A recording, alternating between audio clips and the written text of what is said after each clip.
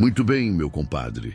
O trato tá feito. Se ajeite porque a poeira vai subir e o cheiro de sangue vai impregnar o nariz. Vamos começar do começo, de onde o mal cria raiz. Não no meio do tiroteio, mas no silêncio perigoso de uma varanda onde a sentença de morte foi assinada. Era agosto de 1928, um ano que ficou marcado na carne da Bahia como ferro em gado. O sol daquele mês não aquecia, ele castigava. O chão da fazenda Arapuã Velho estava tão esturricado que se um homem cuspisse, o cuspe virava vapor antes de tocar a poeira. O vento quente trazia o cheiro de bosta de vaca seca e o zumbido insistente das moscas varejeiras, as únicas criaturas que pareciam não ter medo do dono daquela terra. Na varanda da casa grande, larga e imponente, o coronel Arlindo Pimenta balançava numa cadeira de vime que gemia sob o peso de sua autoridade. Ele não era um homem grande de tamanho, mas sua sombra cobria léguas. Vestia-se de branco impecável, sem uma mancha de suor, enquanto o mundo derretia ao seu redor. Pimenta tinha aquele olhar de cobra que acabou de comer, parado, frio, mas pronto para o bote. Em pé diante dele, suando bicas dentro da farda caque apertada, estava o tenente Odonel Francisco da Silva. Odonel não era um homem fraco, longe disso, era calejado, tinha mão pesada e fama de mal no trato com preso. Mas ali, na frente do coronel, o tenente parecia diminuir. Ele segurava o cap com as duas mãos, amassando a aba, os olhos pregados nas botas lustradas do patrão, porque ali a patente militar não valia um tostão furado. Quem pagava o soldo, quem dava a comida e quem mandava matar era o coronel. Então é verdade, tenente, a voz do coronel Pimenta saiu arrastada, calma, cortando o silêncio da tarde como uma navalha cega. O tal do Virgulino botou as patas na minha baía. Odonel engoliu em seco. A garganta parecia cheia de areia. Sim, senhor coronel. As notícias correm. Dizem que ele atravessou o rio. Tá com um bando pequeno, uns 10 ou 12 cabras, mas o que, homem? Fale! Pimenta parou de balançar a cadeira. O silêncio pesou toneladas. Dizem que ele não veio para briga, coronel. Odonel tentou explicar, sabendo que aquilo soaria como veneno nos ouvidos do patrão. Dizem que ele vem em paz, pedindo sombra e água fresca. E o pior, o povo miúdo, essa gente sem juízo, já está chamando ele de justiceiro. A palavra ficou suspensa no ar quente. Justiceiro. O coronel Arlindo Pimenta soltou uma gargalhada seca, sem alegria nenhuma. Levantou-se devagar, caminhou até a beira da varanda e olhou para suas terras infindáveis. Justiceiro? O coronel cuspiu a palavra como se fosse um bicho peçonhento. Veja você, Odonel. Eu dou a terra para eles plantarem. Eu dou a permissão para eles viverem. E eles rezam por um cangaceiro, por um bandido que se acha rei. Ele virou-se bruscamente, o rosto vermelho de uma raiva contida. Não existe justiça no sertão, tenente, além da minha vontade.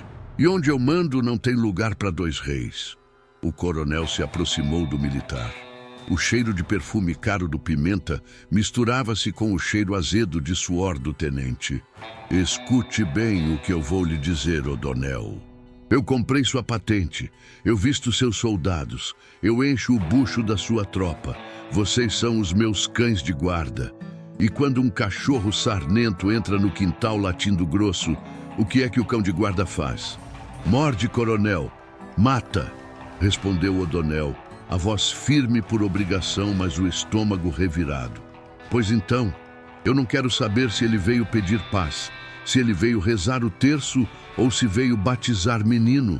Lampião é uma doença, e doença a gente corta antes que espalhe. Se esse homem ficar aqui um mês que seja, bancando o santo, distribuindo dinheiro roubado para os pobres, logo, logo os meus vaqueiros, os meus meeiros, vão começar a achar que podem levantar a cabeça para mim. E cabeça levantada no meu terreiro, eu corto. O coronel foi até uma mesinha de jacarandá, serviu-se de uma dose de cachaça de alambique e não ofereceu ao tenente. Bebeu de um gole só, limpou a boca com as costas da mão e decretou a sentença. Eu quero a cabeça dele, O'Donnell. Mas não quero uma morte qualquer. Quero que o sertão saiba que na Bahia, cangaceiro não se cria. Junte seus homens, chame aquela corja de macacos que você comanda. Dê a eles farinha, carne seca e bala. Muita bala. O tenente O'Donnell assentiu, colocando o cap na cabeça para esconder o tremor nas mãos. Ele sabia quem era Lampião. As histórias dos combates em Pernambuco, as lendas de que o homem tinha o corpo fechado, de que virava toco de árvore, de que atirava mirando no espelho. O'Donnell não era supersticioso, mas era prudente. Caçar Lampião não era prender ladrão de galinha, era cutucar a onça com vara curta. E tem mais uma coisa, tenente. A voz do coronel baixou um tom, tornando-se ainda mais perigosa. Eu soube que ele anda com um cabra novo, um tal de Quinta-feira, um perdido. Dizem que esse menino tem olho de gavião e faro de perdigueiro. Não subestime o bando dele. Eles são poucos, mas o diabo ajuda quem cedo madruga. Nós vamos pegar ele, coronel. A volante está pronta, mentiu O'Donnell. A volante nunca estava pronta para aquilo. É bom mesmo. O coronel Pimenta voltou a sentar-se, dispensando o tenente com um gesto de mão, como quem enxota uma mosca. Porque se você voltar sem a cabeça de Virgulino Ferreira, tenente, não se dê ao trabalho de voltar. Se Lampião não lhe matar, eu mesmo mato. E lhe enterro sem cruz no fundo do pasto. Agora suma da minha frente e vá fazer o serviço pelo qual eu pago. O'Donnell bateu continência, girou nos calcanhares e desceu os degraus da casa grande. O sol lá fora parecia ter ficado mais quente. Ele olhou para seus soldados amontoados na sombra de um juazeiro, limpando fuzis velhos, rindo de piadas sujas, sem fazer ideia do inferno onde estavam prestes a entrar. O tenente sentiu um arrepio frio percorrer a espinha, mesmo sob o sol de 40 graus. Ele tinha acabado de fazer um pacto. E no sertão, quando se aperta a mão do diabo, o pagamento é sempre em sangue. A caçada tinha começado, mas O'Donnell, no fundo de sua alma covarde, já desconfiava. Quem seria a caça e quem seria o caçador? A caatinga é uma mãe severa. Ela dá o espinho, o sol e a secura, e diz, se vire, meu filho. Para o bando de Lampião, aquilo era casa. Para os 30 soldados da volante do tenente O'Donnell, aquilo era o inferno verde-cinza. Já faziam 3 dias que eles marchavam. 30 homens, 30 macacos, como os cangaceiros gostavam de chamar, arrastando botas pesadas de couro cru, carregando fuzis Mauser que pesavam uma arroba depois de léguas de caminhada. O sol... o sol era um castigo à parte. Ele não vinha de cima. Ele vinha de todo lado. Refletia no chão branco, batia na pedra e subia quente, cozinhando o juízo do cabra dentro do chapéu. O tenente O'Donnell ia na frente, mas a arrogância da varanda do coronel tinha ficado para trás. Aqui, no meio do raso, o tenente parecia um cachorro perdigueiro que perdeu o faro. Ele parava a cada 100 metros, a mão no coldre, os olhos varrendo o horizonte trêmulo de calor. Vamos, cambada de molenga, gritava ele, a voz rouca pela poeira. O coronel quer serviço. Lampião não vai se entregar de encomenda. Os soldados resmungavam baixinho, mas obedeciam. O medo do coronel Pimenta ainda era maior que o cansaço. Mas havia outro medo crescendo ali, um medo que não se falava alto, mas que se sentia no arrepio da pele. Era a sensação de estar sendo vigiado. O bando de Lampião não deixava rastro óbvio. Não tinha garrafa quebrada, nem resto de comida. Eles andavam em fila indiana, pisando um na pegada do outro, e o último vinha varrendo o chão com uma folha de bananeira ou um galho de marmeleiro. Era a pisada de onça. A volante, barulhenta, quebrando galho seco, espantando calango e xingando a mãe, parecia um elefante numa loja de louça. Foi no 4º dia, perto do meio-dia, quando o sol estava a pino e as sombras sumiam debaixo dos pés, que a paranoia tomou forma. O sargento Miranda, o tal bigode de ouro, parou de repente, levantando a mão. A tropa estancou, o barulho das respirações ofegantes cobrindo o canto das cigarras. O que foi, sargento? O'Donnell chegou junto, suando bicas, a farda colada nas costas. Olhe ali, tenente. Miranda apontou com o cano do fuzil para um lajedo de pedra, uns 200 metros acima de onde eles estavam, num serrote. Não havia nada lá, só pedra, xique-xique e mandacaru. Eu não tô vendo nada, homem. O sol tá lhe cozinhando os miolos? Tinha um vulto, tenente. Eu juro pela alma da minha mãe. Um menino, magro feito a morte. Tava lá, em pé, olhando pra gente. Quando eu apontei, sumiu. Evaporou que nem fumaça. Um burburinho correu entre os soldados. É o coisa ruim, disse um.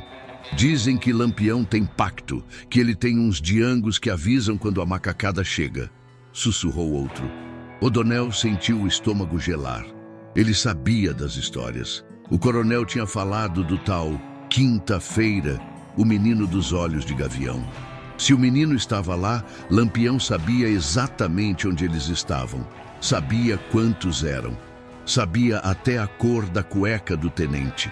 Eles não estavam caçando. Estavam sendo tocados, como gado, para onde o justiceiro quisesse. Cale a boca, seus frouxos! O'Donnell gritou, tentando retomar a autoridade que escorria pelos dedos. Não tem menino nenhum. É miragem, e se tiver, melhor. Significa que o rato está perto da toca. Avante! Eles continuaram, mas agora o passo era diferente. Os soldados olhavam para cada moita de macambira, esperando ver o cano de um rifle apontado para suas testas. O vento balançava um galho e 3 fuzis se voltavam para lá, dedos trêmulos no gatilho. O cheiro de suor azedo mudou. Agora tinha aquele cheiro metálico, acre, o cheiro de homem que sabe que pode morrer na próxima curva. Mais à frente, encontraram o sinal. Debaixo de um umbuzeiro velho, encontraram uma fogueira apagada. O'Donnell se ajoelhou e pôs a mão nas cinzas. Puxou a mão rápido, como se tivesse queimado. Tá quente, sussurrou ele. As cinzas estavam mornas. Havia marcas de alpercatas no chão, daquelas com solado retangular, típico de cangaceiro, desenhadas para confundir se estavam indo ou voltando. Mas uma pegada era diferente. Pequena, de pé descalço. A pegada do tal menino fantasma. O'Donnell levantou-se, limpando a cinza na calça. Olhou ao redor, para aquele mundão de mato cinzento que parecia fechar-se sobre eles. O silêncio era absoluto. Até as cigarras tinham calado o bico. Era o silêncio de quem prende a respiração antes do tiro. Eles estão brincando com a gente, tenente, disse o sargento Miranda, a voz falhando. Eles podiam ter matado a gente nesse baixio. Por que não atiraram? O'Donnell sabia a resposta, mas não podia dizer. Lampião não queria apenas matar. Ele queria mandar um recado. Ele queria que o medo roesse os ossos da volante antes da bala furar a carne. O cangaceiro não estava fugindo. Ele estava convidando. Armas prontas, ordenou O'Donnell, engatilhando seu revólver. De formação de pente. Ninguém fica para trás. Se eu ouvir um pio, eu atiro. A marcha recomeçou, mas agora era uma marcha fúnebre. A noite começou a cair, pintando o céu de um roxo cor de machucado. E em cada sombra alongada, em cada estalo de galho seco, a volante do tenente O'Donnell via o chapéu de couro estrelado. Via o brilho da luneta do justiceiro. Eles não sabiam, mas lá de cima do serrote, invisível como o vento, um par de olhos fundos e tranquilos observava a fila de homens apavorados. Quinta-feira, o menino perdido ajeitava o rifle no ombro, mascava um pedaço de fumo e pensava: venham macacos, o capitão preparou a festa e a música vai ser de chumbo. A caçada tinha virado pesadelo e o despertar seria no arraial de abóbora. A caatinga é uma mãe severa. Ela dá o espinho, o sol e a secura e diz: se vire, meu filho. Para o bando de Lampião, aquilo era casa. Para os 30 soldados da volante do tenente O'Donnell, aquilo era o inferno verde-cinza. Já faziam 3 dias que eles marchavam. 30 homens, 30 macacos, como os cangaceiros gostavam de chamar, arrastando botas pesadas de couro cru, carregando fuzis Mauser, que pesavam uma arroba depois de léguas de caminhada. O sol era um castigo à parte. Ele não vinha de cima, ele vinha de todo lado. Refletia no chão branco, batia na pedra e subia quente, cozinhando o juízo do cabra dentro do chapéu. O tenente O'Donnell ia na frente, mas a arrogância da varanda do coronel tinha ficado para trás. Aqui, no meio do raso, o tenente parecia um cachorro perdigueiro que perdeu o faro. Ele parava a cada 100 metros, a mão no coldre, os olhos varrendo o horizonte trêmulo de calor. "Vamos, cambada de molenga!" gritava ele, a voz rouca pela poeira. "O coronel quer serviço! Lampião não vai se entregar de encomenda!" Os soldados resmungavam baixinho, mas obedeciam. O medo do coronel Pimenta ainda era maior que o cansaço, mas havia outro medo crescendo ali. Um medo que não se falava alto, mas que se sentia no arrepio da pele. Era a sensação de estar sendo vigiado. O bando de Lampião não deixava rastro óbvio. Não tinha garrafa quebrada nem resto de comida. Eles andavam em fila indiana, pisando um na pegada do outro, e o último vinha varrendo o chão com uma folha de bananeira ou um galho de marmeleiro. Era a pisada de onça. A volante, barulhenta, quebrando galho seco, espantando calango e xingando a mãe, parecia um elefante numa loja de louça. Foi no 4º dia, perto do meio-dia, quando o sol estava a pino e as sombras sumiam debaixo dos pés, que a paranoia tomou forma. O sargento Miranda, o tal bigode de ouro, parou de repente levantando a mão. A tropa estancou, o barulho das respirações ofegantes cobrindo o canto das cigarras. "O que foi, sargento?" O'Donnell chegou junto, suando bicas, a farda colada nas costas. "Olhe ali, tenente." Miranda apontou com o cano do fuzil para um lajedo de pedra, uns 200 metros acima de onde eles estavam, num serrote. Não havia nada lá, só pedra, xique-xique e mandacaru. "Eu não tô vendo nada, homem. O sol tá ali cozinhando os miolos?" "Tinha um vulto, tenente. Eu juro pela alma da minha mãe. Um menino, magro feito a morte. Tava lá, em pé, olhando pra gente. Quando eu apontei, sumiu. Evaporou que nem fumaça. Um burburinho correu entre os soldados. "É o coisa ruim", disse um. "Dizem que Lampião tem pacto, que ele tem uns diangos que avisam quando a macacada chega", sussurrou outro. O'Donnell sentiu o estômago gelar. Ele sabia das histórias. O coronel tinha falado do tal Quinta-feira, o menino dos olhos de gavião. Se o menino estava lá, Lampião sabia exatamente onde eles estavam. Sabia quantos eram. Sabia até a cor da cueca do tenente. Eles não estavam caçando. Estavam sendo tocados, como gado, para onde o justiceiro quisesse. "Cale a boca, seus frouxos!" O'Donnell gritou, tentando retomar a autoridade que escorria pelos dedos. "Não tem menino nenhum. É miragem, e se tiver, melhor. Significa que o rato tá perto da toca. Avante!" Eles continuaram, mas agora o passo era diferente. Os soldados olhavam para cada moita de macambira, esperando ver o cano de um rifle apontado para suas testas. O vento balançava um galho e 3 fuzis se voltavam para lá, dedos trêmulos no gatilho. O cheiro de suor azedo mudou. Agora tinha aquele cheiro metálico, acre, o cheiro de homem que sabe que pode morrer na próxima curva. Mais à frente, encontraram o sinal. Debaixo de um umbuzeiro velho, encontraram uma fogueira apagada. O'Donnell se ajoelhou e pôs a mão nas cinzas. Puxou a mão rápido, como se tivesse queimado. "Tá quente", sussurrou ele. As cinzas estavam mornas. Havia marcas de alpercatas no chão, daquelas com solado retangular, típico de cangaceiro, desenhadas para confundir se estavam indo ou voltando.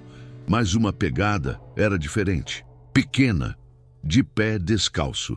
A pegada do tal menino fantasma. O'Donnell levantou-se, limpando a cinza na calça. Olhou ao redor, para aquele mundão de mato cinzento que parecia fechar-se sobre eles. O silêncio era absoluto. Até as cigarras tinham calado o bico. Era o silêncio de quem prende a respiração antes do tiro. Eles estão brincando com a gente, tenente, disse o sargento Miranda, a voz falhando. Eles podiam ter matado a gente nesse baixio. Por que não atiraram? O'Donnell sabia a resposta, mas não podia dizer. Lampião não queria apenas matar. Ele queria mandar um recado. Ele queria que o medo roesse os ossos da volante antes da bala furar a carne. O cangaceiro não estava fugindo. Ele estava convidando. Armas prontas, ordenou O'Donnell, engatilhando seu revólver. De formação de pente. Ninguém fica para trás. Se eu ouvir um pio, eu atiro. A marcha recomeçou, mas agora era uma marcha fúnebre. A noite começou a cair, pintando o céu de um roxo cor de machucado.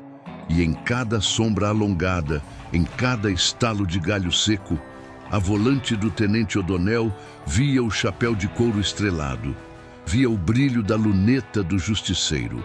Eles não sabiam, mas lá de cima do serrote, invisível como o vento, um par de olhos fundos e tranquilos observava a fila de homens apavorados. Quinta-feira, o menino perdido ajeitava o rifle no ombro, mascava um pedaço de fumo e pensava: venham, macacos! O capitão preparou a festa e a música vai ser de chumbo. A caçada tinha virado pesadelo e o despertar seria no arraial de abóbora. A noite caiu pesada sobre o arraial de abóbora. O céu estava crivado de estrela, bonito de doer, mas lá embaixo, na terra batida, o ar era grosso. A volante do tenente O'Donnell chegou sem fazer barulho de bota. Eles vieram rastejando pela capoeira. 30 homens feitos bicho do mato, com os uniformes rasgados pelos espinhos da jurema e a pele grossa de poeira e suor seco. Eles não marchavam mais.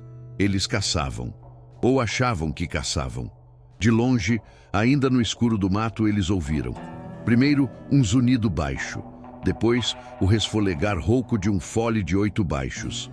Era uma sanfona. E não tocava uma música qualquer. Tocava um shot arrastado, daqueles que faz o pé do cabra bater no chão sem querer. O tenente O'Donnell parou atrás de um mandacaru seco. Fez sinal para a tropa estancar. O coração dele batia na garganta, parecendo um tambor de guerra. Ali, a 200 metros, a casa de Manuel Bonfim brilhava na escuridão como uma lanterna de festa. As janelas estavam abertas e a luz amarela dos candeeiros a querosene derramava-se pelo terreiro, desenhando as sombras de quem dançava lá dentro. É ele! Sussurrou o sargento Miranda, o tal bigode de ouro, colando a boca no ouvido do tenente. O desgraçado tá fazendo baile, tá dançando na nossa cara. O'Donnell sentiu o sangue ferver e gelar ao mesmo tempo. Era um deboche. O homem mais procurado do Brasil, com a cabeça valendo contos de réis, estava ali, tranquilo, profanando a autoridade da polícia com música e cachaça. O tenente rastejou mais perto. Queria ver. Precisava ver se o diabo tinha mesmo chifre e rabo. Ele se posicionou atrás de uma cerca de pau a pique a uns 50 metros da varanda. Ajeitou a Mauser, apoiou o cano na madeira podre e colou o olho na mira. E o que ele viu, meu compadre, fez a mão dele tremer. Lá dentro, no meio da sala, Virgulino Ferreira da Silva, o Lampião, não parecia um bandido. Parecia um rei. O chapéu de couro, enfeitado com moedas de ouro e estrelas de prata, brilhava à luz do candeeiro. Ele usava um lenço de seda vermelha no pescoço e anéis que faiscavam nos dedos. E dançava. Dançava com uma leveza que contradizia o peso do rifle que descansava num canto da sala. Ele conduzia a menina Cândida, a flor do arraial, com um respeito que O'Donnell nunca tinha visto nem nos salões dos generais na capital. Lampião sorria, um sorriso de quem é dono do tempo e do destino. Ao redor da sala, os cangaceiros faziam a guarda relaxada. O'Donnell viu Corisco, o diabo loiro, virar uma cumbuca de cachaça de um gole só, gargalhando de alguma piada, o cabelo amarelo brilhando como fogo. Viu meia-noite batendo o pé no ritmo e viu, encostado no batente da porta, olhando para o nada e para tudo ao mesmo tempo, o tal menino. Quinta-feira. O menino não dançava, não bebia. O fuzil estava cruzado no peito. E por um segundo, O'Donnell jurou que o menino olhou direto para a escuridão onde ele estava escondido. O tenente prendeu a respiração. "Dá para derrubar ele agora, tenente." O soldado ao lado sussurrou, engatilhando a arma. "Ele está na janela. Um tiro só. Acaba a lenda." O'Donnell suou frio. A gota escorreu pela testa e ardeu no olho. Na mira do fuzil, o peito de Lampião estava limpo, coberto apenas pelo gibão de couro. Era puxar o gatilho e ficar rico. O coronel Pimenta lhe daria terras, gado, patente de capitão. Mas o dedo do tenente travou. Não era piedade, era pavor. E se ele errasse? E se a lenda fosse verdade e o corpo de Lampião fosse fechado? E se ele acertasse? Mas os outros 10 cangaceiros, aquelas feras do mato, decidissem que não iam morrer sozinhos? Eles massacrariam a tropa ali mesmo, no escuro. O'Donnell sabia que seus 30 macacos eram valentes, batendo em camponês desarmado, mas contra o cangaço enfurecido, eram cordeiros vestidos de farda. Não! O'Donnell baixou o cano da arma devagar. A voz saiu trêmula, disfarçada de prudência.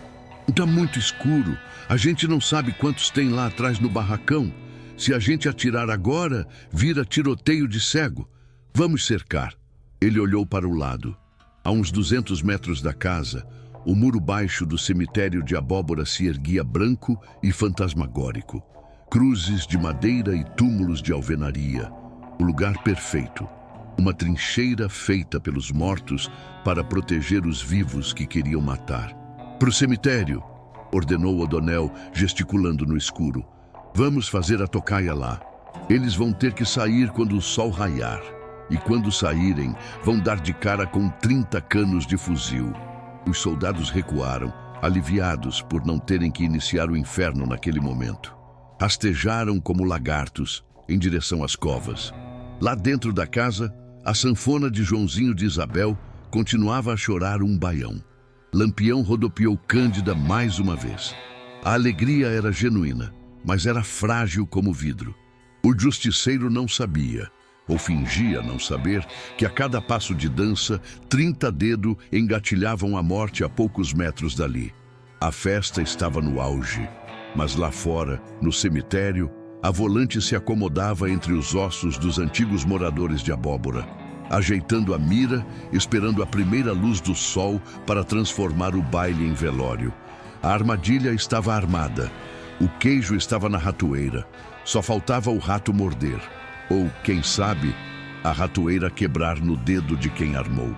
O tenente O'Donnell estava agachado atrás do túmulo de uma tal Dona Severina. O granito estava gelado. Ele esfregava as mãos para tirar o suor, os olhos pregados na casa de Manuel Bonfim. O silêncio agora era absoluto. A sanfona tinha calado. A luz dos candeeiros tinha apagado. O forró tinha morrido para dar lugar à guerra. Os soldados, espalhados como carrapatos entre as cruzes de madeira, ajeitavam os Mauser.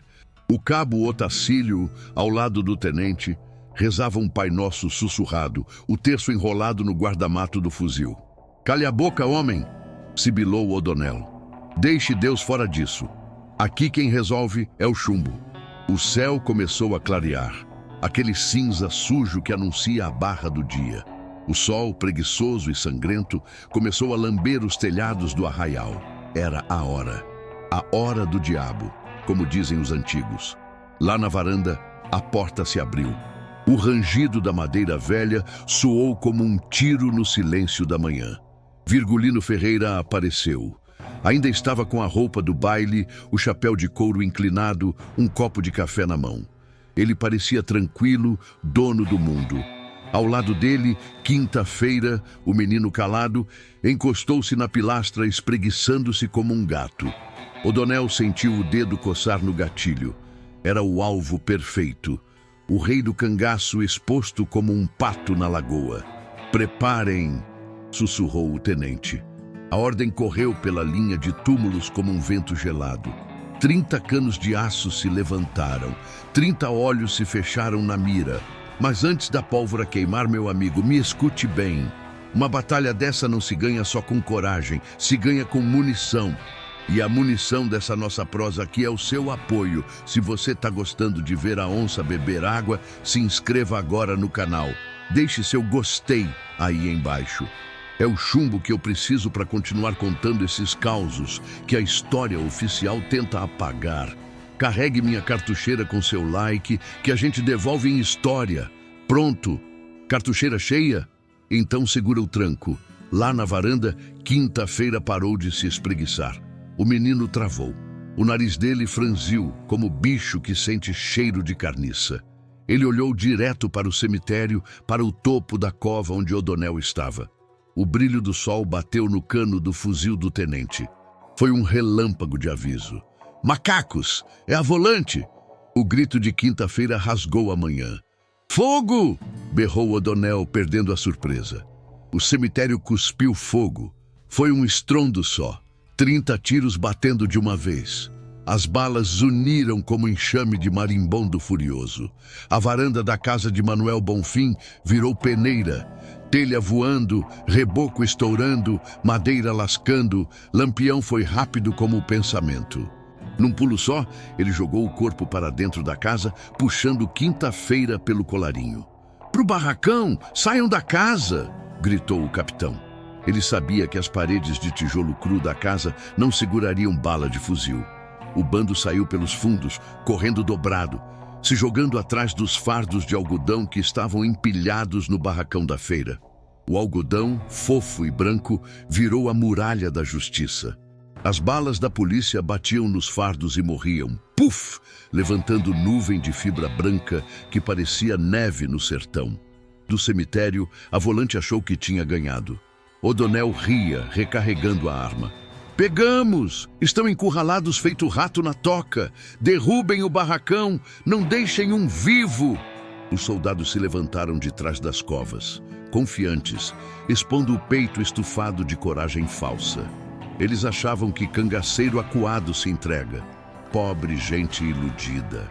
Eles esqueceram que rato acuado vira bicho feroz. E esqueceram que Lampião não estava sozinho. Lá no meio do tiroteio, faltava um cangaceiro. Faltava aquele do cabelo de fogo. E a conta da soberba do tenente estava prestes a chegar, trazida pelo vento e pelo diabo loiro. Pois é, meu amigo, a soberba é o cavalo que derruba o valente. O tenente O'Donnell e seus 30 macacos estavam lá, de pé entre as cruzes, atirando nos fardos de algodão e rindo, achando que tinham encurralado o rei. Mal sabiam eles que o diabo não estava na toca. O diabo estava solto. Enquanto o chumbo comia solto na frente do barracão, o destino vinha se arrastando por uma vereda lateral, pisando macio. Era Cristino Gomes da Silva Cleto, o corisco, o diabo loiro. Ele tinha saído mais cedo para buscar um cavalo no pasto e o tiroteio o pegou no caminho. Corisco não correu. Cangaceiro desse naipe não corre, ele rodeia. Ele se esgueirou por trás de um pé de jurema preta, numa posição que dava visão limpa para as costas do cemitério. Lá estavam eles, 30 soldados de costas, expostos. A fumaça dos fuzis deles subia branca, cegando a visão para frente, mas deixando as costas livres para o abate. Corisco sorriu, um sorriso de dente trincado. Apoiou o fuzil na forquilha da árvore. Ele estava sozinho contra 30, mas Corisco valia por 100 quando o sangue subia. "Receba a encomenda, O'Donnell", sussurrou ele. O dedo apertou, o estrondo foi seco. O soldado Manuel do Nascimento, que estava rindo e recarregando a arma, levou um tranco nas costas e caiu de cara na cova aberta que lhe servia de trincheira, morto antes de saber que morreu. O segundo tiro veio logo atrás. Outro soldado girou e caiu berrando, segurando o ombro estraçalhado. O pânico, meu compadre, tem cheiro de azedo. e ele se espalhou no cemitério mais rápido que fogo em palha. Tem emboscada pelas costas! Gritou o cabo Otacílio, largando o fuzil e se jogando no chão. O tenente O'Donnell girou, os olhos arregalados de pavor. Não havia exército atrás dele, só um homem. Mas aquele homem era uma tempestade de bala. Corisco atirava, manobrava o ferrolho e atirava de novo, mudando de lugar para parecer que eram 10. A volante desmoronou. Aqueles homens que minutos antes eram leões viraram preás. Recuar, pro mato, fujam! Berrou O'Donnell, esquecendo a patente e a honra, pulando o muro baixo do cemitério e correndo pro matagal como um desesperado. Lá no barracão, Lampião ouviu os gritos e a mudança no ritmo dos tiros. Quinta-feira, com seu olho de gavião, espiou por cima do algodão. Eles estão correndo, capitão! O diabo loiro pegou eles de calça curta! Foi aí que a cachaça e a adrenalina cobraram seu preço. Mergulhão, um cangaceiro valente, mas de juízo fraco quando o sangue esquentava, não aguentou ver o inimigo correr. Saiu de trás da proteção do algodão, peito aberto, gritando insultos. Volta aqui, cambada de covarde, vem morrer como homem. Erro fatal. Um soldado em fuga, talvez num último reflexo de medo, virou-se e disparou um tiro a esmo. A bala achou o peito de Mergulhão. O cangaceiro parou no meio do grito. Olhou para a camisa manchando de vermelho vivo. As pernas dobraram e ele caiu de joelhos na poeira de abóbora. Mergulhão! O grito de Lampião foi de dor. O bando correu para arrastar o companheiro, enquanto Corisco terminava de expulsar os macacos para o mato a bala. Mas não tinha jeito. Mergulhão estava indo embora. Ali, nos braços do capitão, ele deu o último suspiro, o sangue misturando com a terra seca. Lampião fechou os olhos do amigo. Quando abriu, não tinha mais brilho de festa nem de justiça, tinha ódio. O tenente O'Donnell tinha fugido, humilhado, levando seus feridos, mas tinha deixado um morto do lado de cá. E Lampião não deixava a conta sem fechar. Eles acham que fugiram, disse Lampião, a voz baixa e terrível. Mas eles só correram para a toca do dono, e é lá que a gente vai buscar eles. A batalha de abóbora tinha acabado. A guerra da fazenda Arapuã Velho ia começar. A casa grande do Arapuã Velho, que antes era lugar de festa e mando, virou um presídio de luxo. O coronel Pimenta não gritou quando viu O'Donnell. O silêncio dele foi pior. Ele olhou para o tenente com o nojo que se olha para um cachorro que mijou no tapete da sala. 30 homens. A voz do coronel era um chiado de cobra. 30 homens armados contra um bando de pé rapado e um menino. E você me volta com as mãos abanando e a honra suja de bosta, O'Donnell. Eles têm parte com o coisa ruim, coronel. Gaguejou o tenente, o braço na tipóia. Aquele Corisco é o diabo. E Lampião, ele sabia que a gente ia chegar. Pimenta bateu na mesa com tanta força que a garrafa de cachaça pulou. Não me venha com história de assombração. Eu quero proteção. Se eles venceram a volante, eles vêm pra cá. Tranque tudo. A fazenda virou uma fortaleza. O coronel mandou chamar jagunço de todo canto. 60 homens, 60 cabras ruins de mira e piores de índole cercaram a casa. Janela virou seteira, parede virou trincheira. O medo tinha cheiro, e cheirava a pólvora velha e suor frio. Mas o coronel tinha um ponto fraco, e não era a falta de bala, era a ganância. No meio do pátio, como um monumento ao egoísmo, ficava a cisterna mestra. Uma construção enorme de alvenaria, branca, fechada a cadeado. Ali estava a única água potável da região naquela seca. Pimenta trancava a água como trancava o dinheiro. Ele dava de beber aos seus, mas deixava o gado do vizinho morrer de sede. Ele achava que a cisterna era sua força, mal sabia ele que era sua forca. Longe dali, no serrote Ponta da Serra, Lampião velava o corpo de Mergulhão e traçava o risco da vingança. Ele não ia atacar de frente. 60 homens entrincheirados era suicídio e Lampião era valente, não doido. Quinta-feira, chamou o capitão. O menino apareceu da sombra silencioso. Vá lá, ordenou Lampião. Vire bicho, vire vento, mas entre na toca do Pimenta. Quero saber onde ele dorme, onde ele come e onde dói mais. O menino foi. Passou 2 dias sumido. Quando voltou, trazia o mapa da mina na cabeça. Capitão, disse quinta-feira, desenhando na areia com um graveto. A casa é impenetrável. Tem homem até no telhado, mas eles têm sede. Todos bebem da cisterna mestra no meio do pátio. O coronel morre de medo que envenenem a água. Botou 2 guardas só para vigiar o cadeado. Lampião sorriu. Aquele sorriso que fazia até as pedras do sertão tremerem. Pois então a gente não vai envenenar, rapaz. A gente vai tirar a água dele. Sem água, o medo vira desespero. E homem desesperado se entrega. O plano foi feito. Não seria tiro de fuzil, seria trovão de dinamite.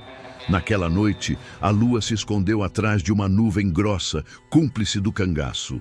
Lampião, quinta-feira e meia-noite, pegaram os bastões de dinamite que tinham roubado da ferrovia. Eles não iam entrar pelo portão, iam entrar pelo esgoto. Havia um sangradouro seco, um buraco estreito e imundo que passava por baixo do muro e saía pertinho da cisterna. Era por ali, rastejando na imundície, que a justiça ia chegar. Enquanto Corisco e o resto do bando preparavam o barulho na frente da fazenda para distrair os macacos, Lampião entrava no buraco. O cheiro era de morte, mas o destino era a vida. A fortaleza de vidro do Coronel Pimenta estava prestes a rachar. Pois bem, tudo que tem começo tem fim. E o fim do Coronel Pimenta não veio com aviso de correio. Veio com cheiro de enxofre e barulho de juízo final. Era meia-noite em ponto. Do lado de fora do portão principal, o inferno começou. Corisco e 4 cabras abriram fogo contra a fachada da fazenda. Gritavam, xingavam, jogavam pedra, faziam barulho por 50. Sai pra fora, O'Donnell! Sai pra morrer, Pimenta! Berrava o diabo loiro, rindo como se estivesse em festa de São João. Lá dentro, o pânico foi instantâneo. O tenente O'Donnell, achando que o bando inteiro invadia pela frente, mandou os 60 homens correrem para o portão. Fogo! Não deixem passar! O pátio ficou vazio. A cisterna mestra ficou sozinha, guardada apenas pela ganância do dono. Foi aí que a tampa do sangradouro se moveu. Lampião, quinta-feira e meia-noite saíram do buraco, cobertos de lama e ódio. Em silêncio, colaram os maços de dinamite na base da alvenaria. O pavio era curto, como a paciência do capitão. Fogo na bomba! Ordenou Lampião. Quinta-feira riscou o fósforo. A faísca correu viva, sibilando. Os 3 pularam de volta para o buraco do esgoto, tapando os ouvidos. Segundos depois, o mundo acabou. Cabum! O chão da Bahia tremeu. Não foi explosão comum, foi um urro da terra. A cisterna mestra, orgulho do coronel, voou pelos ares. Tijolo, cimento e ferro viraram poeira. E então, a água. Milhares de litros de água, represados por anos, explodiram para o alto num geyser prateado e caíram como um dilúvio sobre o pátio seco. A água varreu o terreiro, apagou as tochas, molhou a pólvora e lavou a coragem dos jagunços. O tiroteio parou na hora. O silêncio que veio depois foi de ensurdecer. Lampião subiu nos escombros fumegantes da cisterna, a água barrenta batendo nas canelas. Acabou a água, macacada! A voz dele ecoou mais forte que o trovão. O coronel não tem mais água nem para lavar a cara. Vocês vão morrer de sede ou vão se entregar? Os jagunços olharam para aquela cena. A fortaleza destruída, a água perdida. O tenente O'Donnell, encharcado e trêmulo, largou o fuzil no chão. O som do metal batendo na lama foi o sinal da rendição. Um a um, 60 homens baixaram as armas. Cadê o dono? Perguntou Corisco entrando no pátio com o resto do bando. Acharam Arlindo Pimenta na adega subterrânea. O homem que mandava matar e esfolar estava encolhido atrás de um barril de vinho, chorando feito criança, mijado nas calças de linho branco. Lampião o arrastou pelo colarinho até a varanda, jogando-o na lama, na frente do povo do arraial que começava a chegar, atraído pelo estouro. Matem ele, capitão, cortem a cabeça!" gritou alguém na multidão. Lampião olhou para o coronel, sujo de barro e excremento, e negou com a cabeça. "Eu sou justiceiro, não sou açougueiro de porco." Lampião embanhou a peixeira. "A morte é pouco para esse aí. Ele viveu sugando o povo. Agora ele vai viver dependendo da piedade de quem ele pisou." Ele virou-se para a multidão. "A fazenda é de vocês. A farinha, o gado, o algodão. Peguem o que ele roubou e façam com ele o que a consciência mandar." Lampião montou no cavalo. Quinta-feira, o menino que guiou a justiça montou ao lado, o olhar de gavião agora sereno. O bando partiu a galope, sumindo na caatinga enquanto o sol nascia vermelho, deixando para trás um coronel na lama e um povo, pela primeira vez, dono do próprio nariz. Dizem que o coronel Pimenta nunca mais foi visto, mas a história conta que naquela manhã o sertão lavou a alma com água de cisterna e fogo de dinamite. E assim se fecha o caos, meu compadre.